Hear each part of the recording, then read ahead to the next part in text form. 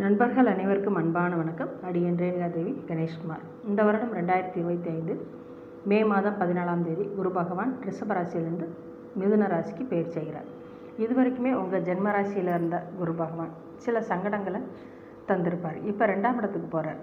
உங்கள் குடும்ப ஒற்றுமை மேலோங்கும், உங்கள் வாக்கு வன்மை கூடும், உங்கள் சொல்லுக்கு மதிப்பு இருக்கும், கடன் எல்லாமே அடையும், எதிரிகள் தொல்லை நீங்கும், வம்பு வழக்கு அதில் எல்லாமே ஜெயம் உண்டாகும். ஏதாவது ஒரு கோர்ட்டு கேஸுன்னு ஏதாவது வழக்கு நடந்துச்சுன்னா அதெல்லாமே ஜெயம் உண்டாகும். வேலை கிடைக்கும், வேலை உறுதியாகும், அதிர்ஷ்டவசமான பொருள் லாபம் உண்டு. இப்போ ஏதாவது ஒரு இடம் நிலம் ஏதாவது விற்காமல் இருந்து ரொம்ப நாளாக இருந்ததுன்னா எல்லாமே விற்று காசு அவங்க கைக்கு வந்துடும். நல்ல தீர்த்த யாத்திரை போவீங்க, கோயில் குளம்னு போயிட்டு வரீங்க, ஆடை ஆபரண எச்சரிக்கை எல்லாம் உண்டு, நல்ல பொருள் வசதி, என்னென்ன உங்களுக்கு லட்சியமோ எல்லாமே நிறைவேறும். நீங்கள் கண்ட கனவு பழிக்கும். இத்தனை நாளாக சிரமங்கள் இருந்தது எல்லாமே இப்போ மாறப்போகுது.